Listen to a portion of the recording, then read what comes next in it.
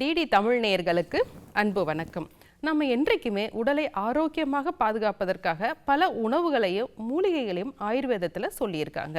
அந்த வகையில் நாம் இன்றைக்கு பார்க்க போவது ஷதாவரி. இதை தமிழில் தண்ணீர் விட்டான் கிழங்கு என்றும் ஆங்கிலத்தில் ஆஸ்பரகஸ் ரெசிமோசஸ் அப்படின்னு நம்ம சொல்லலாம். இதில் நிறைய மருத்துவ பயன்கள் இருக்குது. அதை பற்றி தெரிஞ்சுக்கலாம். ஷதாவரி அப்படின்னாலே ஷத்தம்னாலே 100. இந்த கிழங்கு பார்த்திங்கன்னா கொத்து கொத்தாக இருக்கும். இது முள்ளுள்ள ஒரு கொடி வகையை சேர்ந்தது. இதில் பல ஃபேமிலி குரூப்ஸ் இருக்குது. மற்ற நாடுகளில் இதை அதிகமாக உணவாக பயன்படுத்துகிறார்கள். நம்ம இதை அதிகமாக மருந்தாக பயன்படுத்துகிறோம். சரி, இதை குணங்களை பற்றி நம்ம தெரிஞ்சுக்கலாம். இந்த கிழங்கு பார்த்திங்கன்னா நல்ல நீரம்சம் உள்ளது. பொதுவாக மலைகளில் ஆடு மேய்க்கிறவங்க இந்த கிழங்கு எடுத்து அந்த தண்ணீர் தாகத்துக்காக சாப்பிட்றது உண்டு. இந்த கிழங்கு பார்த்திங்கன்னா ஒரு இனிப்பு சுவையும் கசப்பு சுவையும் உடையது. அதனுடைய வீரியம், அதாவது செயல்தன்மை பார்த்திங்கன்னா உடலிற்கு குளிர்ச்சியை கொடுக்கக்கூடியது. ஆயுர்வேதத்தில் எப்பொழுதுமே ஒரு பொருள் செரித்த பிறகு உடலில் என்ன சுவையாக மாறுகிறதோ அதை பற்றி தான் அதோடைய குணங்கள் சொல்லுவாங்க. அந்த வகையில் இது இனிப்பு சுவையாக மாறும். எந்தெந்த பொருள் செரித்த பிறகு இனிப்பு சுவையாக மாறுகிறதோ அதற்கு ரசாயனம், அதாவது வயோதிகத்தை நிலைநிறுத்தும் தன்மை இருக்குது அப்படின்னு கண்டுபிடிச்சிருக்காங்க. இதில் நல்ல மருத்துவ பயன்கள் இருக்குது.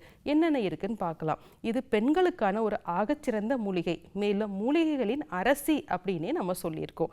ஏன் அப்படின்னா இது ஈஸ்ட்ரஜன் ப்ரொஜெஸ்ட்ரோன் லெவலை மிக அருமையாக மெயின்டைன் பண்ணும்.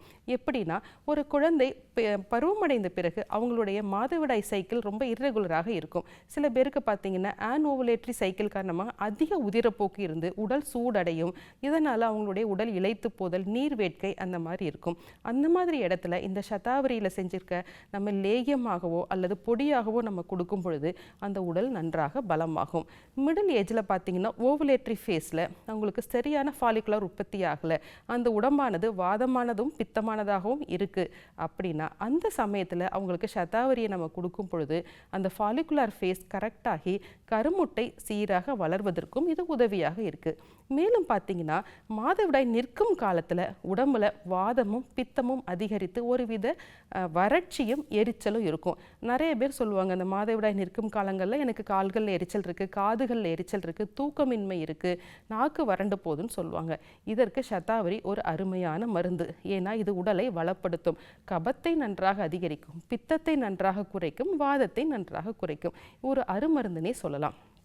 மேலும் பார்த்தீங்கன்னா ஒரு பிரசவித்த பெண்ணுக்கு தாய்ப்பால் சுரப்பதற்கு இதை போல சிறந்த மருந்து எதுவுமே கிடையாது. ஏன்னா இது உடம்புல இருக்க ப்ரொலாக்டின் லெவலை ரொம்ப அதிகரிக்கும். இன்றைக்கு மார்க்கெட்டில் கிடைக்கிற நிறைய கேலக்டோக் அப்படின்னு சொல்கின்ற பாலை சுரக்கக்கூடிய நிறைய மருந்துகளில் ஷதாவரி தான் மெயின் இன்க்ரீடியண்ட்டாக இருக்குது.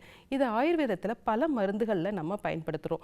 எங்கெங்கே பயன்படுத்துகிறோம் அப்படின்னா சிறுநீரக கற்கள், பித்தம் சார்ந்த சிறுநீரக கற்கள் எப்பொழுதுமே ஆயுர்வேதத்தில் தோஷங்களின் அடிப்படையில் தான் நம்ம நோயை அணுகுவோம். அப்போ ஒருத்தருக்கு நம்ம சிறுநீர் போகும்போது எரிச்சல் அதிகமாக இருக்குது, சிறுநீரக கற்கள் இருக்குது, ஆனால் உங்களுக்கு பித்தம் சார்ந்த சிம்டம்ஸ் அதிகமாக இருக்கும் பொழுது அந்த ஷதாவரியை பால் கஷாயமாகவோ அல்லது சாராகவோ அல்லது லேகிய வடிவிலோ அவங்கவுங்க உடம்பு தன்மைக்கு ஏற்ற மாதிரி கொடுப்போம். மேலும் ஒருத்தர் காய்ச்சல்லேருந்து விடுபட்டிருக்காங்க அல்லது அவங்களுக்கு நீண்ட நாட்களாக இருமல் இருக்குது, அதுலேருந்து விடுபட்டிருக்காங்க, ஆனால் அவங்க உடம்புல எப்பொழுதும் ஒரு பித்தத்தன்மை இருந்துக்கிட்டே இருக்குன்னு சொல்லும்போது ஷதாவரி கிருத்தம், அதாவது ஷதாவரியில் உருவாக்கப்பட்ட நெய் வடிவத்தில் நம்ம கொடுப்போம்.